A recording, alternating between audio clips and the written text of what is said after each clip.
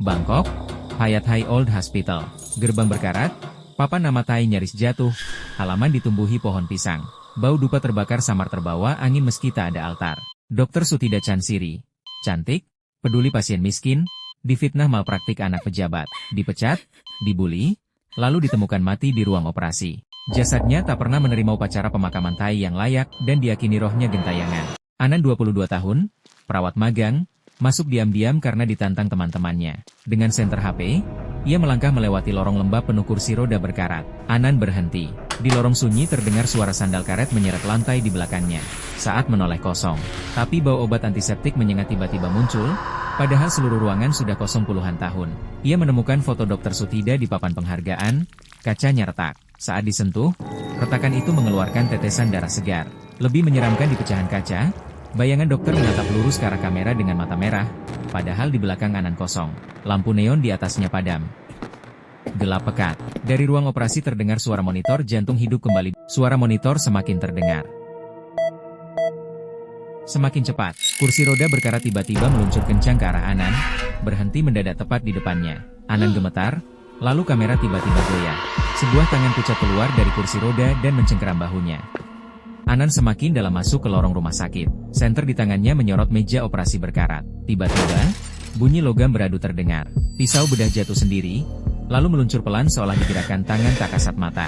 Udara makin berat. Aroma antiseptik menyengat menusuk hidungnya. Di ujung lorong, monitor jantung tua menyala sekejap meski tidak ada listrik. Anan tertegun. Dari balik tirai pasien, ia melihat siluet seorang wanita berjas putih panjang. Wajahnya tertutup masker gelap. Siluet itu berdiri kaku, lalu perlahan menoleh ke arahnya. Dengan napas tertahan, Anan menarik tirai itu. Hening. Ranjang kosong. Hanya ada bekas samar di spray putih. Hening mencekam 1 detik, lalu tiba-tiba suara jeritan nyaring memecah keheningan. Cahaya senter bergetar liar, dan Anan mundur panik. Matanya terpaku pada CCTV tua di dinding. Lampunya yang mati mendadak hidup, menampilkan rekaman lama. Dr. Sutida berjalan di lorong yang sama, lalu berhenti, menatap lurus ke kamera. Hening sepersekian detik. Tiba-tiba wajah dokter itu muncul menempel di layar CCTV. Dengan tatapan aneh berkilau, Anan terjatuh panik, membuka pintu demi pintu. Namun kemanapun ia berlari, setiap pintu selalu membawanya kembali ke ruang operasi yang penuh misteri, tempat Dr. Sutida terakhir kali terlihat. Suara-suara gaib bergema di kepalanya. Jeritan seorang perawat dicekik selang infus. Batuk serak dokter senior tersedak obat. Dan sayatan daging seolah seseorang dioperasi hidup-hidup. Anan menutup telinganya, tapi suara itu semakin keras, menusuk pikirannya. Anan menyalakan senter, melangkah ke ruang arsip rumah sakit. Rak-rak kayu berdebu, kertas berserakan. Ia meraih sebuah map coklat, hampir hancur dimakan rayap. Di dalamnya, catatan pribadi Dr. Sutida Chansiri. Tulisan tangan yang tergesa-gesa. Air mata bercampur tinta yang luntur. Aku bukan pembunuh. Mereka menuduhku, demi menutupi malpraktik anak pejabat. Semua bukti dihancurkan. Aku korban. Anan gemetar membaca setiap baris. Tangannya bergetar. Keringat dingin membasahi pelipis. Hening. Sunyi menusuk telinga. Bau antiseptik perlahan berubah menjadi bau daging terbakar. Tiba-tiba, suara langkah tumit sepatu dokter bergema di lorong. Semakin dekat. Semakin berat. Anan mengangkat senter. Di ujung lorong, Dr. Sutida muncul. Wajahnya dingin dan muram, matanya berkilat basah penuh arti. Tangannya gemetar, perlahan terulur, membuat Anan hampir menangis. Namun dalam sekejap, wajah itu berubah. Kulitnya retak, masker basah darah. Matanya merah menyala, penuh dendam. Anan mundur. Rak arsip berderak, kertas beterbangan. Suara-suara gaib kembali terdengar. Jeritan pasien, dentingan logam, bunyi operasi yang gagal. Arwah berhenti bergerak. Lorong menjadi hening total.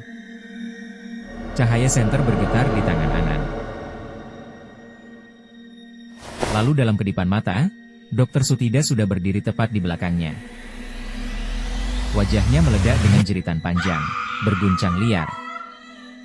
Rak arsip roboh, catatan-catatan beterbangan. Huruf-hurufnya berubah menjadi noda darah. Anan berteriak histeris. Jeritan arwah menelan seluruh ruangan.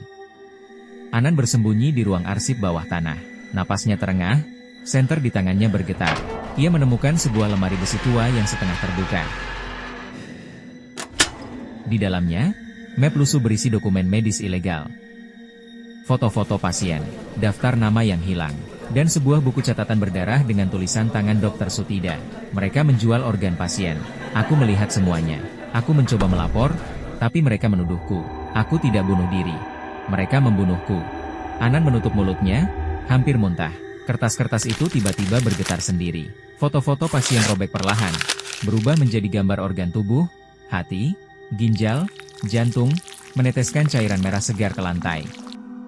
Hening. Hanya suara tetesan darah. Anan mendongak. Dari langit-langit, sebuah ginjal berdarah jatuh tepat di kakinya. Ia menjerit, terhuyung mundur. Tiba-tiba, rak arsip meledak terbuka. Arwah Dr. Sutida muncul. Wajahnya pucat lembut, matanya berkaca-kaca. Aku hanya ingin mereka tahu aku tidak bersalah. Suaranya lirih, penuh luka. Dalam sekejap, wajahnya berubah. Tangannya mencengkeram pisau bedah berkarat. Bayangan di dinding menampilkan sesuatu yang lebih menyeramkan. Seorang dokter pria senior diseret ke meja operasi tak kasat mata. Tali infus membelit lehernya, alat medis menancap ke tubuhnya.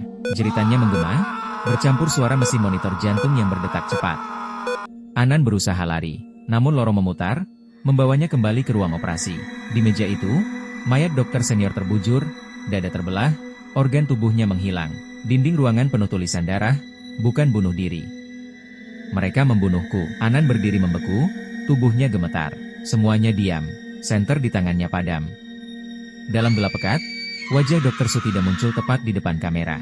Jeritannya memecah keheningan. Api menjalar cepat di lorong-lorong Payat High Old Hospital. Asap hitam memenuhi ruangan. Jeritan besi berkarat terdengar saat plafon runtuh. Seorang dokter korup yang masih hidup menyalakan api itu, ingin menghapus jejak kejahatannya. Namun ia sendiri terjebak di dalam kobaran api.